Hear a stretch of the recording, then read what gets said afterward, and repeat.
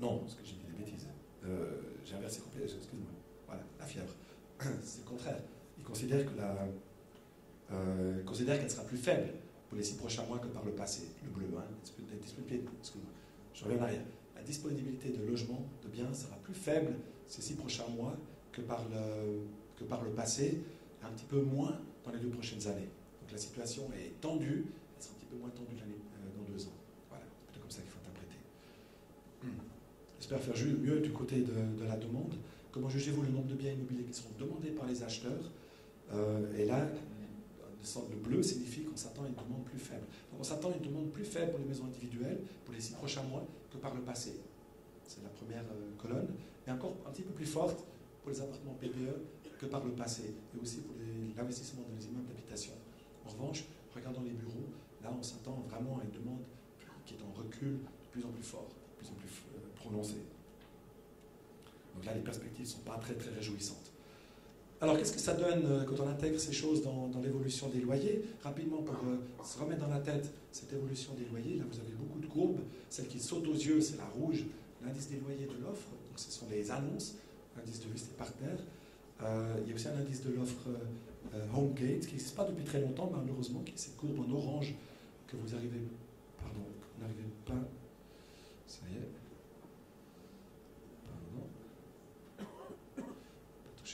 Bouton. Voilà. La courbe en orange pour HomeGate. Comparée avec l'évolution des loyers OFS, donc le stock, c'est la courbe en vert, en bleu. Mon écran est bien plus mauvais que le vôtre. Voilà, la courbe en bleu.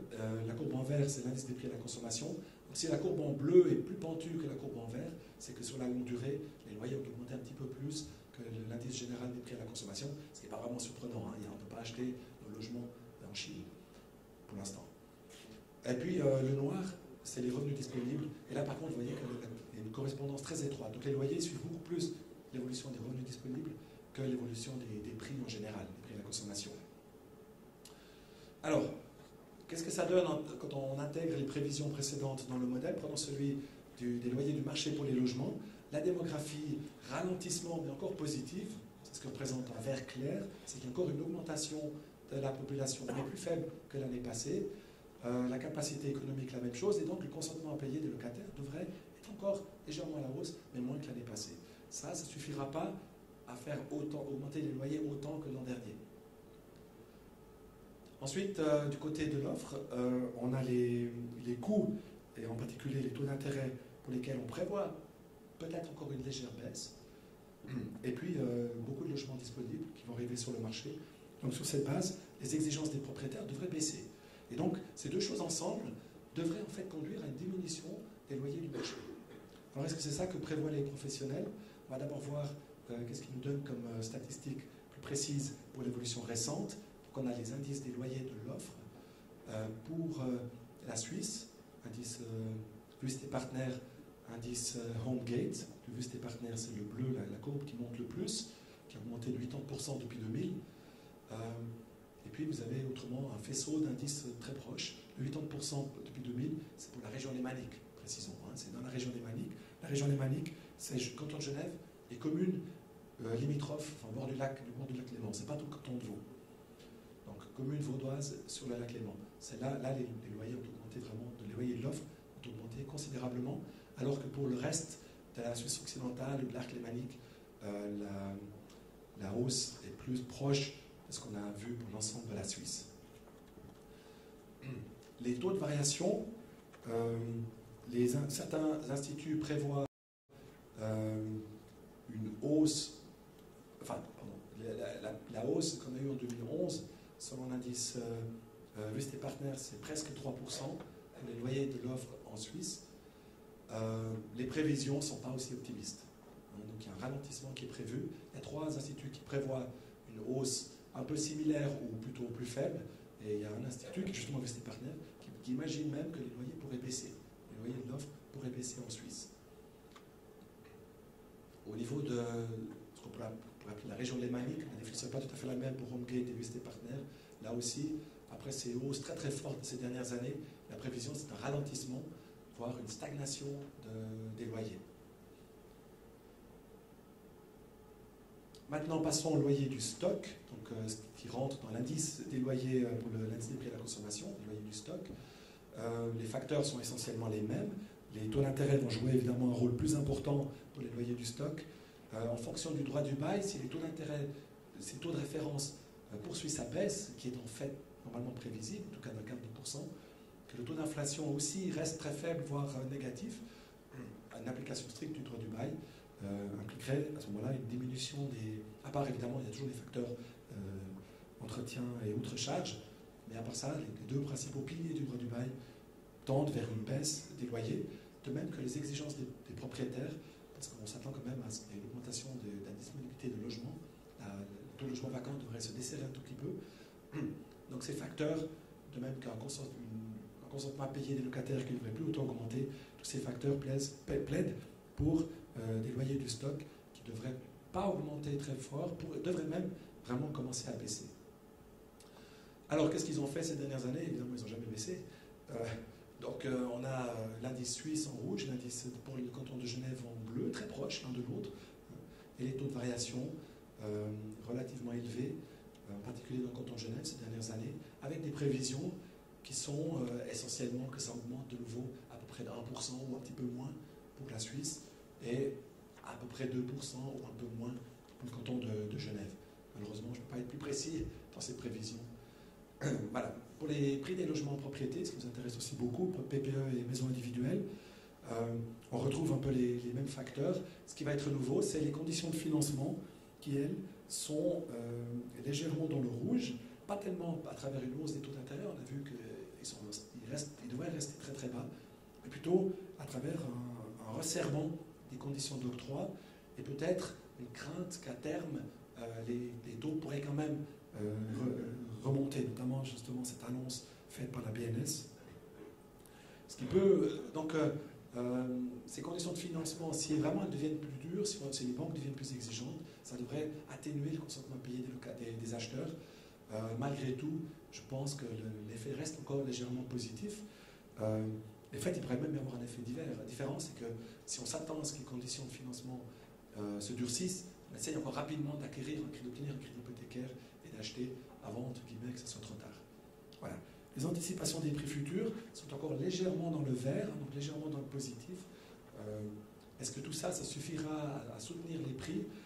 Moi, je ne suis pas convaincu. Mais regardons ce que disent les instituts. Les instituts, d'abord, notent que la très forte hausse qu'il y a eu ces dernières années, ici, c'est les appartements PPE pour toute la Suisse, avec l'indice des prix de l'offre, qui est le brun foncé, si vous voulez, et les prix de transaction, le rouge, de Wüest Partner. Les deux indices sont assez proches et nous indiquent une hausse de 60% pour les prix des appartements PPE sur l'ensemble de la Suisse depuis 2000. En fait, les prix de l'offre ont augmenté dès 2001, les prix de transaction depuis 2002, et l'indice SIFI, qui est aussi un indice hédoniste, qui est un indice corrigé de la qualité, sur les transactions, lui, il a vraiment décollé à partir de 2004. Mais tous ces indices ont décollé, nous donnent des taux de croissance, en tout cas pour certaines années, très forts, et en particulier pour 2011. Et là, alors, vous voyez que les prévisions sont dans tous les sens. J'ai une prévision à ce que la hausse pourrait même être encore plus forte l'année prochaine. J'ai une prévision à 5 et à 4% qui sont des taux de croissance plus faibles que l'année 2011. Et puis j'ai deux autres prévisions qui sont plus faibles. Et j'ai même une prévision à 0,7 qui voit carrément un aplatissement de la courbe des prix pour les appartements PPE dans toute la Suisse. Si on prend la Suisse romande, c'est la même chose en plus amplifiée, parce que vous voyez que pour la région lémanique, les courbes en bleu, les prix des appartements PPE ont plus que doublé depuis 2000. Ils ont presque augmenté de 140%. Pour la région lémanique, et un peu moins là, en Suisse occidentale. La Suisse occidentale, c'est le reste du canton de Vaud, Fribourg, Neuchâtel. La hausse est quand même plus proche de celle qu'on avait eue dans toute la Suisse. Et si on regarde les prévisions, alors là, clairement, un ralentissement, personne ne pense qu'on aura de nouveau en 2012 le même genre de hausse des prix qu'on a connu en 2011. Donc, et les prévisions chiffrées sont très basses. Donc là, vraiment, on aurait carrément un stop à la hausse des prix des appartements PPE, ce qui n'est pas impossible, à mon avis. Donc on peut tout à fait... c'est compatible avec mon analyse, mon modèle. Voilà. Je crois que je vais vous épargner les maisons individuelles pour ménager ma voix et votre patience. L'analyse est assez similaire, et vous avez ça dans vos documents. J'arrête juste là-dessus, à nouveau pour la Romandie, ralentissement, certainement pas la même hausse qu'on a connue en 2011. Pour les loyers de bureaux, finalement, les facteurs démographiques, c'est, encore une fois, c'est les emplois. Ça va aussi être très proche de l'activité économique, du PIB, mais du développement du tertiaire, des pratiques aussi d'occupation d'espace dans les bureaux, etc. Il y a beaucoup de facteurs qui interviennent. Globalement, je pense que l'évolution elle est plutôt encore positive, mais plutôt c'est vert clair, donc ça signifie augmentation mais plus faible. Idem pour la capacité économique, ça on l'a vu.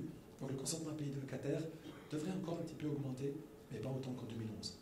Du côté des bureaux disponibles, alors on a vu qu'il y a beaucoup dans le pipeline, à la fois du point de vue de la statistique, mais aussi du point de vue des professionnels.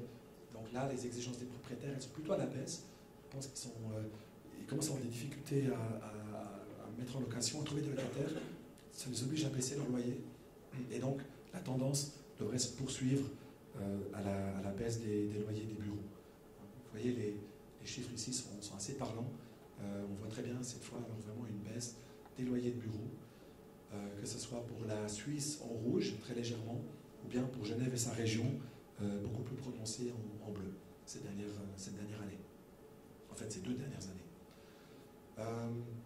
Les taux de variation des loyers de l'offre, donc on trouve ces légères baisses en 2010 et 2011. Les prévisions, une prévision, c'est que ça soit comparable. Donc il connaît de nouveau une baisse en 2012 comme on l'a connu en 2011. Une prévision, c'est carrément une baisse de 2%. Et puis une prévision, c'est une légère hausse, une prévision plus optimiste, mais pas pour Genève. Alors là, la prévision, elle est clairement à la baisse, mais une baisse plus faible que l'année passée. Alors, je vous ai parlé de cette enquête que nous avons faite exprès pour ce forum. Je vais vous donner encore quelques informations supplémentaires. Alors, je vais vous épargner tous les résultats, il y en a beaucoup, mais vous avez vous recevrez dans votre documentation un tableau qui résume en fait tout ce qui a été dit, tout ce qui a été communiqué par les professionnels. Je relève juste 2 aspects encore, c'est la vitesse de vente des biens, des objets. Pour les maisons individuelles, par exemple, une légère majorité des professionnels considèrent que la vitesse de vente est relativement lente. Relativement lente, un peu plus que ceux qui trouvent qu'elle est relativement rapide. Alors pour les appartements PPE, apparemment, il n'y a pas vraiment de souci. Une majorité considère quand même que ça se vend relativement vite. Même chose pour les immeubles d'habitation. Par contre, les immeubles de bureaux, eux, se vendent alors très très lentement. Ces 6 derniers mois sont vendus très très lentement. Et pour les 6 prochains mois, c'est à droite, regardez, le 0 est ici. Là, tout le monde est dans le rouge. Donc tout le monde s'attend à ce que, pardon, pas tout le monde, mais la majorité des professionnels s'attendent à ce que dans tous les domaines, on voit un ralentissement de ces vitesses de vente. Ça prenne plus de temps pour vendre les objets.